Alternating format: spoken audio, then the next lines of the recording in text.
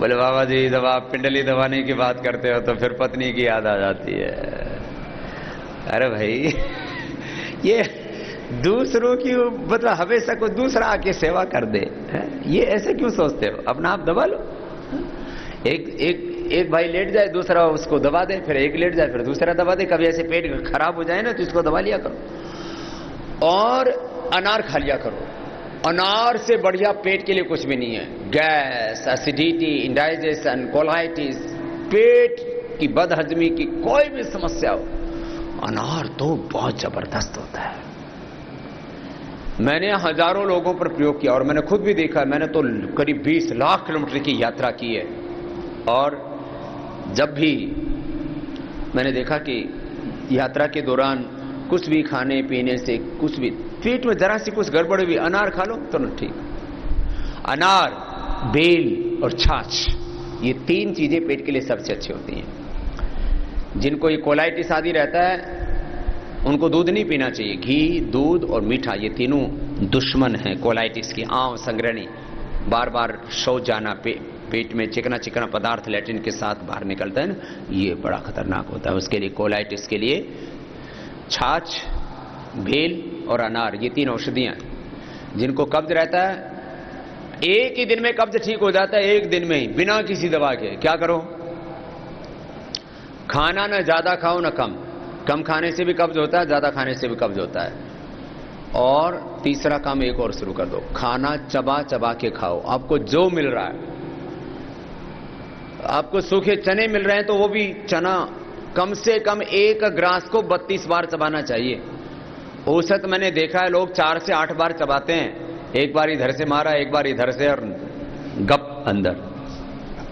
ये मामला है ना, इससे बचो। हलवा तो मैंने देखा लोग कुछ तो बस ऐसे मुंह में लिया और दांत तो लगाते नहीं, बस मुंह में थोड़ा ऐसे उसका पपोला और अंदर अंदर ऐसा खाते हैं। ऐसे नहीं, हलवे को भी करीब ऐसे आधा मिनट तक मुंह में रखना चाहिए और उसको खूब आनंद लो उसका।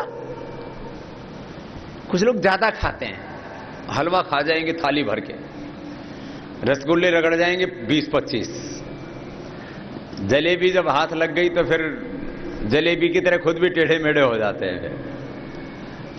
और फिर 1 2 3 4 गिनती कुछ तो बोलो भाई, गिननी बंद, अब तो चलने दो।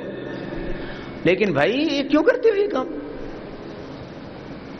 याद रखो, जो चीज बहुत स्वादिष्ट लगती हो ना, उसको थोड़ी देर मुंह में रख लो। जैसे आपको रसगुल्ला बहुत अच्छा लगता है, गुलाब जामुन बहुत अच्छे लगती है, हलवा बहुत अच्छा लगता है, या गोलगप्पा, कुछ भी आपको अच्छा लगता है, समोसा, तो उसको मुंह में डाल के, और देखो स्वाद तो यहीं आता है। घाटी से जो भी नीचे उतरा वो माटी हो गया। जो भी घाटी से नीचे उतरता है, यहां से यहां आता है, यहां से यहां आता है, और यहां से फिर कहां जाता है सबको पता है। तो भैया स्वाद तो यहां है। ये 2 इंच की जीभ के चक्कर में 6 फीट के इस शरीर को और जिंदगी को खराब मत किया करो।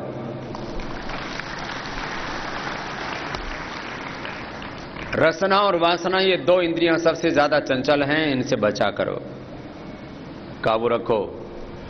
देखो, कोई भी चीज बहुत स्वादिष्ट लगती हो ना, तो मुंह में डाल के रख लो थोड़ी देर, और जीभ को बोलो जितना मजा लेना है एक में ले ले, अगला नहीं मिलेगा। मजा तो यही लेना है, बाकी तो मैंने कहा ये सारा खेल यहीं का है। ये इंद्रियों का सुख भी बड़ा विचित्र है। एक एक इंद्रिय का, शब्द, स्पर्श, रूप, रस, गंध, और फिर मन की तो दुनिया ही अजीब ही है साहब। खैर सुनो, मैं आपको कह रहा था, आप कब्ज दूर करना चाहते हो, पेट की बहुत समस्या है आप लोगों को, और ये मैं ऐसे नहीं कह रहा हूं, क्योंकि जो यात्रा में रहते हो उनके लिए समस्या रहती है। आप लोग तो यायावर हो, ऐसे पकड़ हो, घूमते रहते हो पहाड़ियों में, रेगिस्तान में, कभी जंगलों में, झाड़ियों में, तो कभी ना कभी पेट की समस्या से आपको रूबरू होना ही पड़ता है। तो एक काम किया करो, खाना चबा चबा के खाया करो, इमरजेंसी को छोड़ के। अब इमरजेंसी में तो कई बार भागते भागते भी खाना पड़ता है, वो तो युद्ध की स्थिति हो गई, वो भूल जाओ। बाकी खाना खाने में कम से कम आधा घंटा समय लगता है, और कुछ तो 5 ही मिनट में खा पी के बराबर कर देते हैं, थाली चाट के धर देते हैं। ये कार्यक्रम ठीक नहीं है भाई। भगवान ने इतनी बढ़िया बढ़िया चीज बनाई है, चबा चबा के खाओ। खाने में जितना सलाइवा मिलेगा, ये बहुत बड़ी बात कह रहा हूं मैं, है ये छोटी सी बात। स्वामी जी आप ऐसे ही तो बोल, चबा चबा के खाया करो, चबा चबा के तो खाया करो, ये तो आपने खूब सुना है।